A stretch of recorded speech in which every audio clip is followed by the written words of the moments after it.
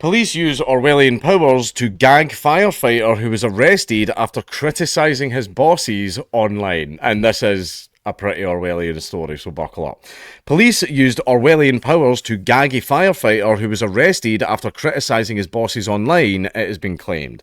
Robert Moss was allegedly told by Staffordshire Police that his right to freedom of expression must be limited to maintain public safety and order after he was arrested on suspicion of malicious communications on July the 8th. The police accidentally said the quiet part out loud, because basically, remember when I says that people get to, whenever people point out the bad and dodgy things that the police and the government are doing, that makes society very, very angry, and society might lash out and go after the government for it. Right? So the government is now at the point where they're just admitting the point of the speech laws, like, look, you're not allowed to tell people about the dodgy thing that we've done because it might make people rise up against us. Right? That's them. This is it. The quiet part is now being said out loud. The end result and purpose of all speech laws. The government doesn't want you pointing out the bad things that it's doing because that makes people rise up against it and threaten the government's power. This is it. We've arrived at the quiet part's now out loud. We've arrived at that stage now. It took us a few decades, but we're here now. Prior to his dismissal in 2021, the former firefighter, 56, had served Staffordshire Fire and Rescue Service for 28 years and even worked as the county's fire brigade union secretary. An employment tribunal in 2023 later found that he had been wrongly dismissed from his position, with a judgment ruling it had been an unfair decision. Following this, in a private Facebook group, the father of one had provided advice to firefighters, alongside making several critical comments regarding the fire services management. At a bail hearing held at Newcastle Underline Magistrates Court, the police's gagging clause was eventually overturned due to concerns about the draconian approach by the officers.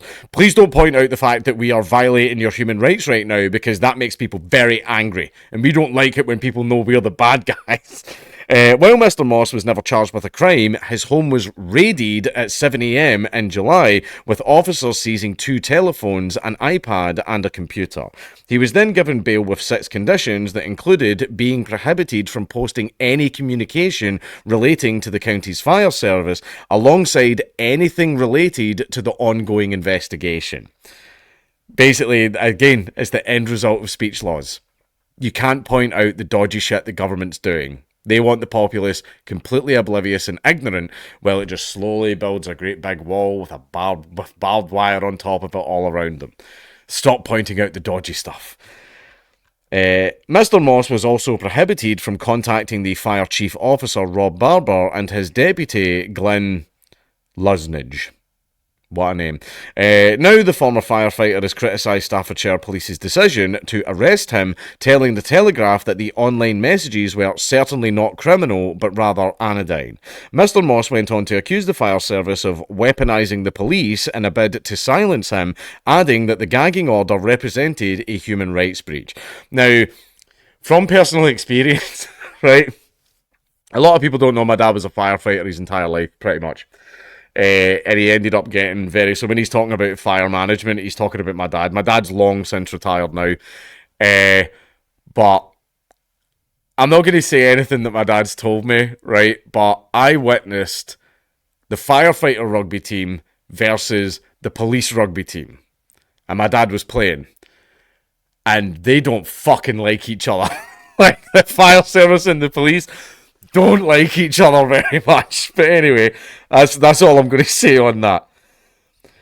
Few people had to run onto the pitch and break a few things up. But anyway, during the Magistrates Court hearing, Mr. Moss went on to... I've just read that, actually. During the Magistrates Court hearing, Tom Beardsworth, a barrister hired by the Free Speech Union, said that 2 of Mr. Moss's bail conditions represented a deep threat to the right of free expression, which it absolutely does. He added, for the police to prohibit an arrested person from speaking about their arrest is extraordinary and Orwellian, and it is not hyperbole to put it in those terms. No, it's definitely not.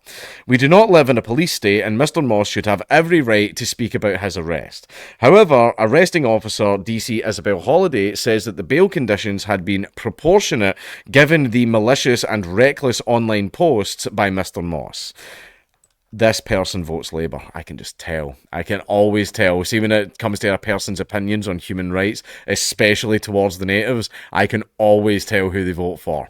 But anyway, following the evidence, Paul Tabanor, chairman of the Magistrates' Bench, ruled that while Mr. Moss would be permitted to post messages about the fire service, he was no longer banned from posting about the police investigation. Sam Armstrong, the FSU's Legislative Affairs Director, described Mr. Moss's case as amongst the most egregious abuses of state power the organisation had come across. And yeah, he's with the FSU now, the Free Speech Union. A spokesperson for Staffordshire Police said, "We arrested a 56-year-old man from Newcastle-under-Lyme on Tuesday, 8th July, on suspicion of harassment without violence, sending communication/article of an indecent/offensive nature, and knowingly/recklessly obtain or disable personal data without consent of the controller." So basically, he sent an offensive message online. Who's being arrested for offensive speech? Fucking lots of people. In fact, there's probably so many more that we don't know about because they've been banned from talking about it now. The man has been released on conditional bail as our inquiries continue. Staffordshire Fire and Rescue Service said it would be inappropriate to comment during the active proceedings. Mr. Moss's dismissal is believed to be the latest in a string of heavy-handed police responses over thought crimes, with writers, counsellors and parents talking in school WhatsApp groups targeted in recent months. Just last week, Ring doorbell footage emerged of an embarrassed police officer reluctantly knocking on a suspected anti-migrant protester's door amid an increased backlash over the scourge of thought police.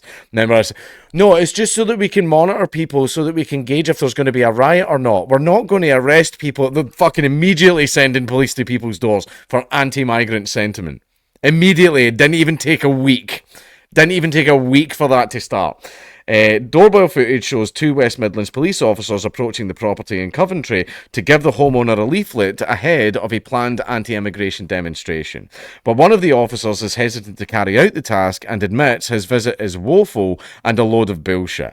There are police officers that are sick of this shit. They hate it. They don't like it. And again, yeah, just following orders and all that, but still, I think the police should go on strike about this stuff. The police everywhere should just mass go, we're not arresting anyone for that shit anymore. I think that's what they should do.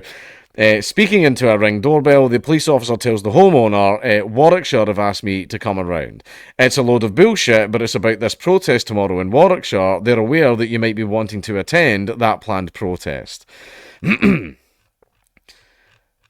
And obviously that's absolutely fine. You've got a freedom of speech and there are no issues at all. But at least the police officer's kind of been nice about it. The spokesperson for West Midlands Police told the Daily Mail, "We're aware of footage circulating on social media showing an officer visiting a property. The footage is being reviewed and we are speaking to the officer in relation to the circumstances." He said the guy's freedom of speech, he's just sort of going like, my boss has told me to come down here and give you this. I see no problem with that whatsoever. And the police are like, no! You have to defend the law. You have to violate human rights. You have to have a great big fucking grin on your face while you do it.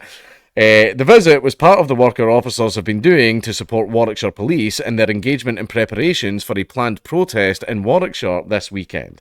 Meanwhile, in November 2023, a retired policeman was arrested and handcuffed in his own home in May by 6 police officers armed with batons and pepper spray.